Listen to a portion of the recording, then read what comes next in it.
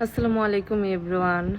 আজকে আর আজ করব না যে কেমন আছেন সবাই। আমি জানি আমরা কেউই ভালো নেই, বাংলাদেশের কেউই এখন এই মুহূর্তে ভালো নেই।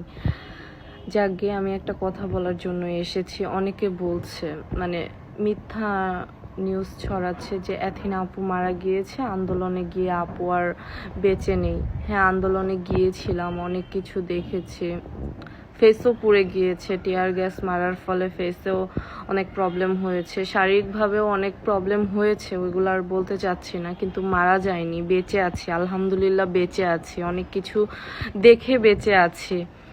সো সবাইকে একটা কথাই বলবো, এই মুহূর্তে কোনো প্রকার মিথ্যা নিউজ করবেন না আপনারা, কারণ এইসব মিথ্যা নিউজের ভিড়ে সত্য অথেন্টিক সেগুলা হারিয়ে যাবে। আর আমরা চাই না কেউই যে আমরা সত্য কিছু না জানি।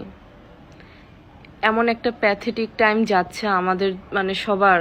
সো প্লিজ কেউ এসব মিথ্যা নিউজ করবেন না। আর আলহামদুলিল্লাহ আমি ভালো আছি, বেঁচে আছি।